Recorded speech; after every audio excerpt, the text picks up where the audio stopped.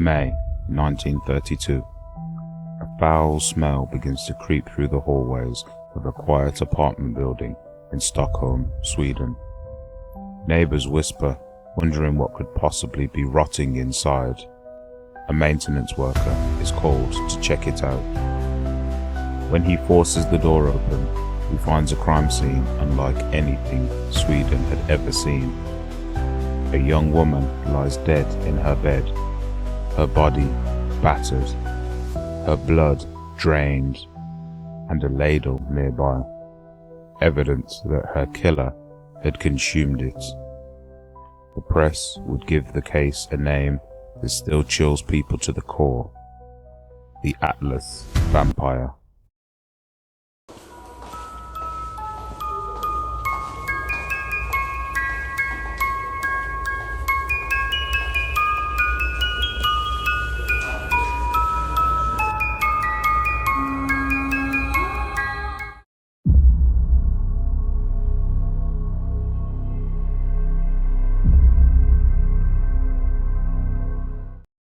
The victim's name was Lily Lindström, and she was 32 years old.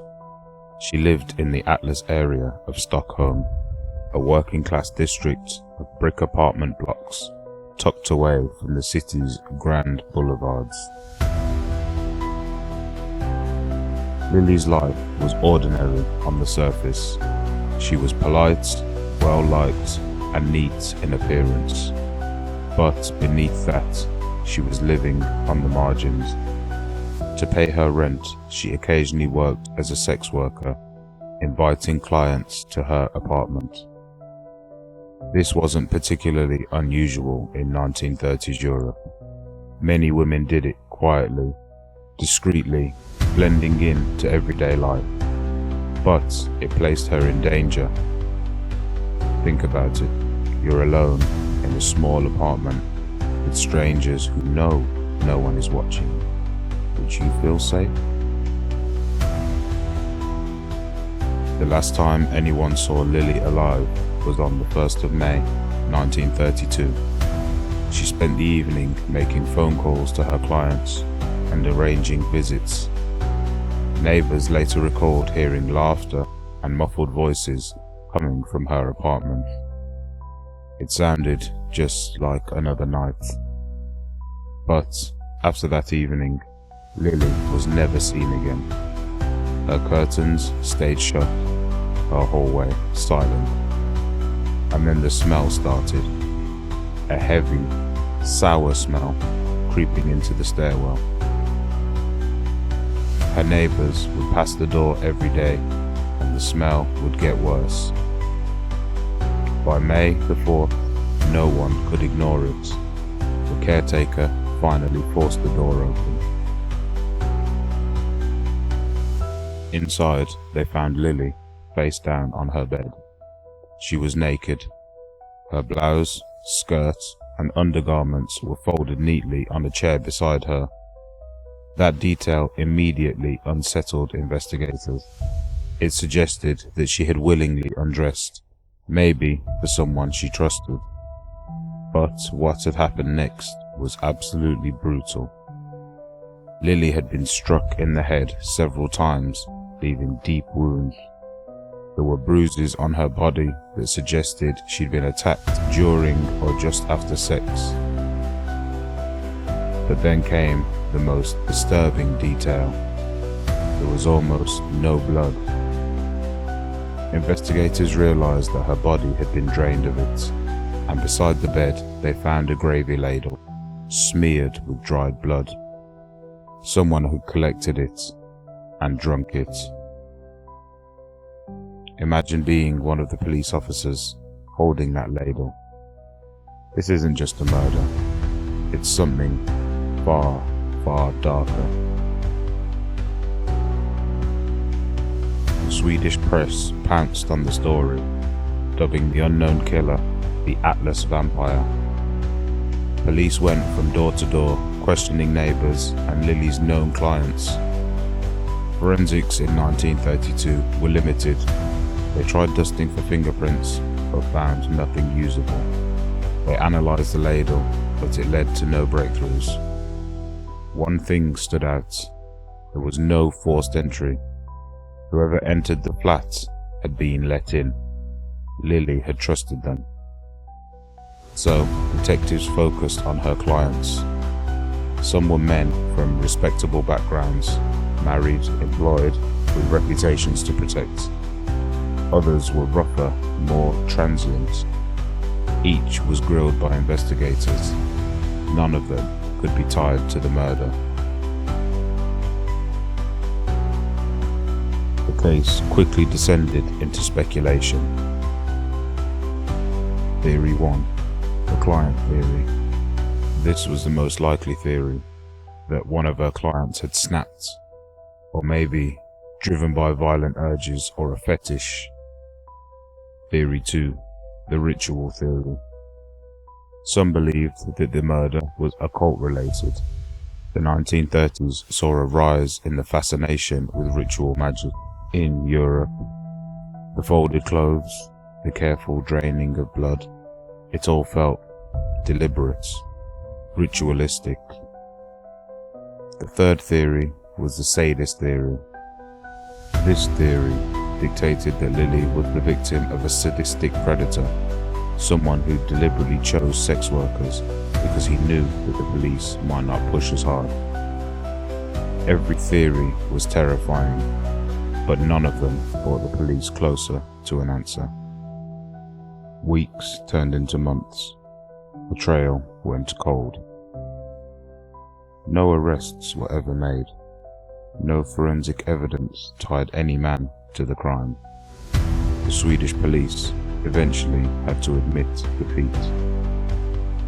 The public, however, never forgot. Newspapers continued running sensational headlines. The image of the ladle haunted the national imagination. People began to whisper, had the vampire struck again? Somewhere else, but gone unnoticed? The name Atlas Vampire was seared into legend.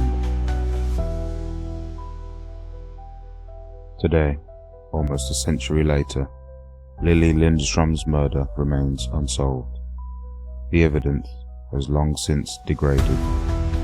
Without DNA or modern technology, the case may never be closed, but the questions still linger. Who was the Atlas Vampire? A violent client? A ritualistic killer? Or a predator whose name was never known?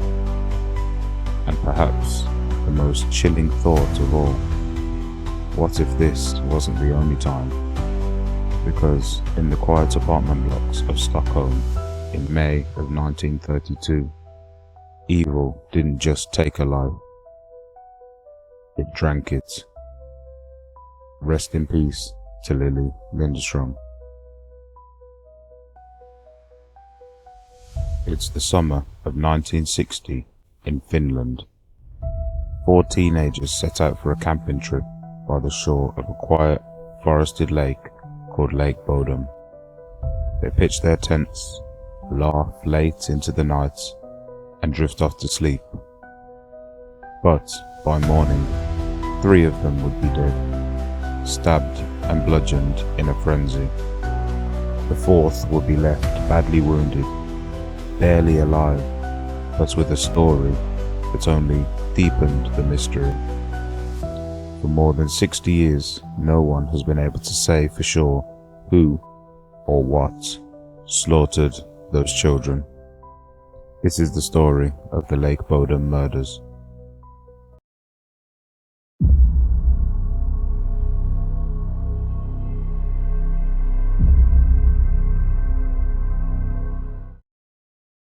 The year was 1960, and camping was a national pastime in Finland. 4 teenagers, Mela Björklund, Anja Maki, Seppo Boisman, and Nils Gustafsson, all decided to go on a camping trip. They were close friends, 2 boys, 2 girls. They decided to spend the night camping on the shores of Lake Bodom, a popular swimming and picnic spot just outside of Espoo. They brought with them food, drinks, and a single tent to share. The mood was light-hearted. Witnesses later recalled seeing them joking around on the beach on the night of the 4th of June. Picture it, 4 teenagers, laughing, enjoying life around a campfire, not knowing the horror that was about to unfold. At some time between 4 and 6 a.m. on the 5th of June, the group slept in their tent, and someone or something approached. The tent was slashed open from the outside. The attacker never gave them a chance. Armed with a knife and a blunt object, they stabbed, cut, and beat the teenagers through the canvas. It was a frenzy of violence. Mela was stabbed multiple times and beaten to death. Anya was stabbed repeatedly, and Seppo suffered brutal blunt force trauma. The only survivor was Nils Gustafsson. He had a broken jaw, a concussion, and several knife wounds. When rescuers found him, he was barely conscious, his shoes were missing, and he was wandering near the campsite. Imagine you're the first person walking up to that tent. Shredded canvas and tangled, bloodied bodies. One boy staggering nearby, covered in wounds. Would you believe he was the victim? Or the killer? The scene was discovered later that morning by a carpenter out for a walk with his son. Police were called immediately, but from the beginning, the investigation was sloppy. Footprints were trampled by onlookers. Cigarette butts and bottles were picked up but thrown away, and no perimeter was established. Still, investigators noted several strange details. The teens' belongings had been stolen, including wallets and motorcycle keys. Gustafsson's shoes were missing, later found partially hidden around half a mile away, and the killings seemed both chaotic and purposeful. Why slash through the tent when you could simply open the flap? Why take the shoes but leave other valuables behind? Over the years, the case spawned theories that turned friends into suspects and strangers into monsters. Theory 1. The stranger theory. Some people believe that it was a random drifter, a sadist who stumbled across the tent and attacked for absolutely no reason. Several eyewitnesses reported seeing a blonde man near the site that morning, walking away from the lake. He was never identified. Theory 2. The military theory. Lake Bodom was near a military garrison. Some wondered if a soldier, unstable, drunk, or possibly violent, was responsible for the horrific crime. But no soldier was ever linked to the case. Theory 3. The survivor theory. Suspicion eventually turned to Nils Gustafsson himself, the lone survivor. Did he, in a fit of rage or jealousy, kill his friends and then wound himself to look innocent? It sounds wild, but investigators in later decades began to seriously consider it. In 2004, more than 40 years after the murders, Finnish police arrested Nils Gustafsson. DNA testing showed that his blood was the only one found on the shoes discovered far from the crime scene. Prosecutors argued that Nils had been jealous, possibly over a romantic rivalry involving Mila, and snapped. They said that he attacked his friends and then staged his own injuries. It was a sensational trial. Imagine being nearly 60 years old and suddenly accused of killing your friends when you were all 18. But the evidence wasn't enough. In 2005, after a year-long trial, Nils Gustafsson was acquitted. The jury ruled that there was no proof that he was the killer. To this day, He maintains he remembers nothing of the attack, just waking up, beaten and broken. The Lake Boden murders remain one of Finland's most infamous cold cases. Over the decades, tips have trickled in, psychics have claimed visions, and journalists have dug into forgotten suspects. Some people point to violent offenders who lived nearby in 1960, whilst others still insist that it was Nils. But no one has been ever able to solve it. The case is officially unsolved. And so the questions linger. Who slashed open that tent? Why kill 3 teenagers and spare 1? And why was their blood-soaked story left in the dirt, unsolved for more than 60 years? The Lake Boden murders have become a legend in Finland, a ghost story parents whisper to warn their kids about camping trips. Because on that night, in 1960, evil crept into a tent by a quiet lake shore, and only 1 person walked away. And the world is still left to wonder, was he lucky to survive? Or did he know exactly what happened inside that tent? Rest in peace to Mela Björklund, Anja Maki and Seppo Boisman.